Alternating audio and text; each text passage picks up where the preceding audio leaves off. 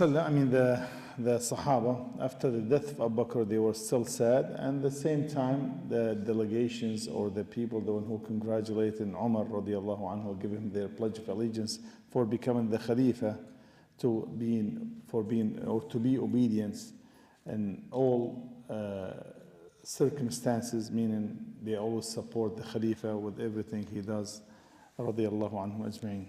And they, subhanAllah, a group or delegation came from Bahrain, the state of Bahrain, or the kingdom from Bahrain nowadays, and they came to congratulate Umar and to give him their pledge of allegiance that he's the new Khalifa. And Umar radiallahu anhu, as you know, he was, they call him the inspired man.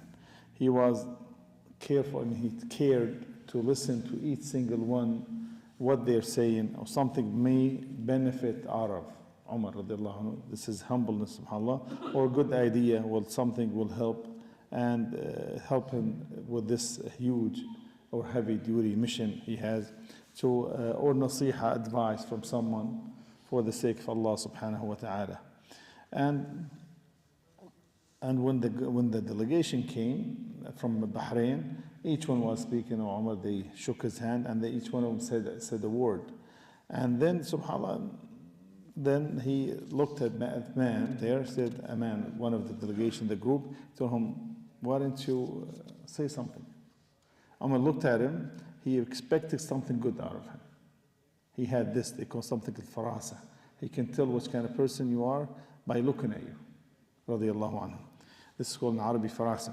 So he told him right away, he praised Allah subhanahu wa ta'ala, and as the way we start our speech, said, Alhamdulillah, salatu wassalam ala Rasulullah, said, Ya Amir al-Mu'min, right away, Allah subhanahu wa ta'ala gave you this leadership as a test from Allah subhanahu wa ta'ala. And so this test, you have to fear Allah subhanahu wa ta'ala with it, subhanAllah.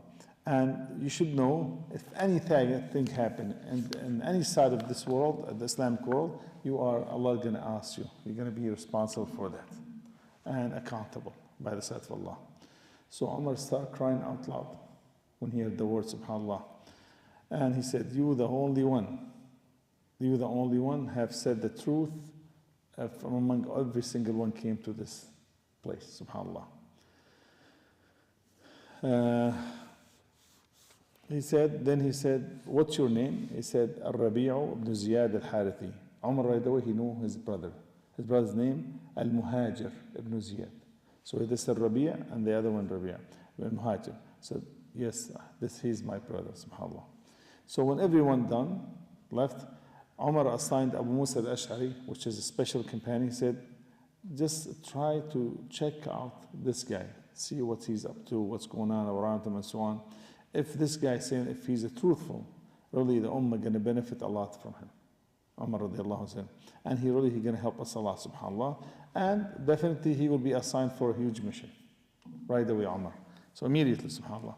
So Abu Musa al-Ash'ari, right away, he checked around and subhanAllah, and he got him prepared himself to take an army to go an area called Manadir. Manadir, which is part of Ahwaz, which is occupied by the Iranian nowadays, is part of Iraq, called Ahwaz or Arabistan. So that area, subhanAllah, as the Khalifa have commanded him to go there, and Al-Rabi' and Al-Muhajir, both will be in the army, the brothers, subhanAllah. So Al-Rabi', Abu Musa al-Ash'ari, he surrounded the area and was one of the biggest fight. So much killing in the fight, subhanAllah. And even the mushrikeen, the kuffar, they were very strong fighters. It's very hard. As Umar radiallahu, he didn't want to even go to that part of the world. He said, I wish if like a mountain fire between me and the Persian. Subhanallah. And he said, subhanAllah, this basically, they were patient, they were fighters, and was so many Muslims got killed in the battle, subhanAllah. Beyond what you can even think of, subhanAllah. And Muslimin, subhanAllah, they were the reason Muslimin, they fought during Ramadan, they were fasting. Weaker. When you fast, doesn't matter, you're weaker. Doesn't matter how we try, right, Ahmed? So we're weak as one. So Al-Muhajir, which is Rabi''s brother, when he saw this, subhanAllah, he said, I'm giving my life for the sake of Allah subhanahu wa ta'ala. He put the cologne, which is called Hanut. Hanut, they usually put it on the deceased. الحنوط, subhanAllah, وتكفن, he put the coffin, the white clothes, and he gave his wealth to his brother. So Rabi' went to Abu Musa al-Ash'ari, he said, Al-Muhajir, when he's done, he's gonna go fight to like, for the Sabilillah, and subhanAllah, and he is fasting. So now the war became like even harder, and the siyam, the fasting, make him even weaker, subhanAllah, and they refused to break their fast. They refused, subhanAllah. And Abu Musa al-Ash'ari, radiallahu anhu, he stood up, he said, listen, I ask you by Allah, each one of you who is fasting, to break his fast. And, or stop fighting, because they're really backlashing. We're weaker, subhanAllah. First of all, they are traveling, they have all the reasons to break their fast. And they battle, subhanAllah. And right away, Abu Musa al-Ash'ari, he's one of the major Sahabas. It's not like, those junior Sahaba or something. I'm not understanding the junior Sahaba, but he's one of the major Sahaba, Abu Musa al-Ash'ari. So definitely he's one of those who knows about. He got a glass of water and started drinking. And Al-Muhajir, subhanAllah, Rabi's brother, when he saw this, he right away, he drank some water. He said, Wallahi, I'm not thirsty, but really, I just did it because you have command us. He said, by Allah, if you don't break fast, don't fight. So he did it, subhanAllah. He said, I have no need for water. And Al-Muhajir, subhanAllah, he fought like we've never seen someone fight as strong as him, and went through the enemy's army, subhanAllah, until he got killed, radiallahu anhu. This is Al-Muhajir now. And they chopped his head off, and they took him like this, put him on top of the spear, and showed it to the Muslimin. So Rabi, his brother, subhanAllah, he saw this. He said, may Allah grant you Jannah. May Allah get you rewarded with the best, subhanAllah. But, Wallahi, I will revenge for you. I will revenge for you. I will revenge for you. So, and not only for you, for all the Muslimin, they were killed in that battle. When Abu Musa saw how, his Rabi' now, he's became this mode, like nothing gonna stop him by the will of Allah subhanahu wa ta'ala. And as he was so sad for what happened to his brother, he said, you know what? And he saw how much now he's like into the fight. He told him, you are the leader of the army. You are the commander. I'm going to different battle. He gave him the leadership. He was assigned to give the Pledge of Allegiance to Umar, went to the battle, he said, you are in charge. Rabi, subhanAllah, he said, he went like a tornado. The soldiers, different modes, subhanAllah. And within no time, subhanAllah, he said, like basically like flood came, subhanAllah, toward the enemies, and they tore them apart. They won the battle within no time, subhanAllah. And Rabi' was the reason, by the will of Allah subhanahu wa ta'ala, and he took the spoil of wars and so on, subhanAllah. Rabi' subhanAllah, after this battle, the Manadir battle, became one of the most famous leaders at that time, and one of those leaders looking up to them, subhanAllah. And they were to be assigned for major matters. It's not for just something minor, subhanAllah. And then the Muslimin gave him to take the leadership for the conquest of Sajistan. So, and you are the leader for the area, subhanAllah, to take it, to be in charge. Rabi, subhanAllah, and this is like far away area. It's not like nearby, subhanAllah. And basically they said even the horses will get tired going there, subhanAllah. The first thing he took over something called Rustaq, which is something area there, a huge city, part of Sajistan, took over right away, which is full of palaces and like a lot of trees, beautiful trees, fruit trees, and so on. So, which is the Rabi' now, after he took that, and subhanAllah, went around, he sent some soldiers to see what's going on, what they're doing right now. They were celebrating, drinking and partying and so on. Said that day, they said this day they will be celebrating. They partying, drinking, and doing all the bad stuff, subhanAllah. Said then, go there on the day of celebration. They went there, and he took over the city. They took over even Sajistan, the whole thing, and even all their leaders, the mayors and the government, they were arrested by him. And one of those, subhanAllah, one of those hostages or the prisoners was a young boy or a slave to them, and he had 300,000 whatever dinar or dirham of gold money. He said, where do you get this money from? He said, from my village. I'm getting it for my master, which is they call Dahqan, or Duhqan. So the leader, the emir. He said, this is from one village? He said, yeah. He said, how often do you do it? He said, every year. He said, where do you get it from? He said, basically we work so hard and we have to give him our money, most of our money. So injustice, subhanAllah, and dhulm. So, and when then the battle's done, he called the emir. The mayor, the one the money was going to. Said, he told him, will you free me if I go out? He said, yeah. He said, if you give me some money, if you pay, there's ransom to free you. He said, what is it? He stuck his spear in the floor, on the ground. He said, you need to cover this spear with gold and silver, from bottom to top. The moment I don't see it, then you are free to go. He said, no problem. He had that much money, stealing from his own people, subhanAllah, and he filled it up, make like a mountain of gold and silver. He said, okay, go ahead. And subhanAllah, he did it and he freed him, subhanAllah.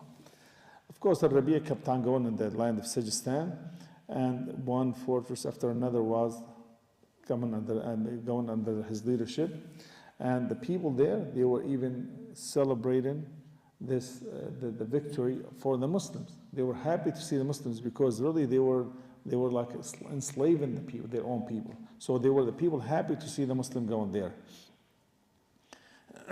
But was a city called Zaranj, in the part which is the capital of Sajistan, was the people they prepared for every kind of soldier from all over the land to defend their city or their capital, subhanAllah, and was basically a huge battle. But subhanAllah, the Muslimin, subhanAllah, they're about to win the battle. So their leader is named Barviz, right? So he said, listen now, before the battle's over, let's stop the war, make called ceasefire. So we settle with them, we silent treaty with them instead of they destroying us, because leading that way. But now we're still strong. So he sent the messenger to Rabi and to ask him, what about if we meet and we settle? So Rabi said, no problem. He said he prepared the place to meet Barwiz. So when he said, but he told his people, said, make sure all their dead people put them at the both sides of the street. Make it like a mountain on top of each other. So like a mental game, right? And subhanAllah, he went there, and they said that Rabi' was a huge guy, scary, big, muscular. So, and all the Persian deceased, they were on both sides of the street, the place of he's going to walk through. When he came down and he saw Rabi' this way, he saw his people there, like a mountain of dead people, subhanAllah. He said he was not able even to talk. He was so afraid. He was like mumbling, but he didn't know what to say, subhanAllah.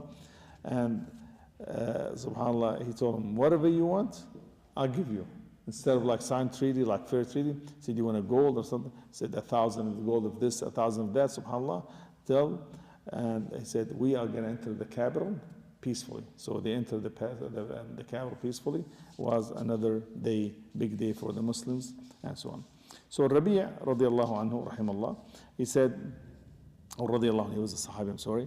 And when he was there, subhanAllah, taking one city after another, one victory after another, then the Umayyad dynasty started by Muawiyah radiallahu anhu. He was in charge of Khurasan. Khurasan, Iran nowadays, and part of Iraq, goes even probably further east and so on. But he did not want that. That's not him. He didn't want to be taking the leadership and so on, and luxurious life. I even he hated more when a man, his name Ziyad ibn Abi. Ziyad ibn Abi was not the best man, right? And he told him, listen, the Khalifa from Bani Umayyah sent me. He said, you give me most of the wars, the spoil, the warlord, the war booty. So he gave me most of it. He said, but Allah subhanahu did not say this in the book of Allah. If you are saying the truth, the Amir al-Mu'minin sent you, which is, I don't think so, but Allah said in the Quran different than what you tell me. So when they had the spoil of war, he divided according to the Quran and the Sunnah. He didn't care about what the Amir al-Mu'minin said, the message. And subhanAllah, then he called the people, each one take their share. I'm not going to listen to anyone for this. This is against the deen. Because لا طاعة لمخلوق في معصية الخالق. If something against the rules of Allah subhanahu wa ta'ala, no one has obedience, subhanAllah.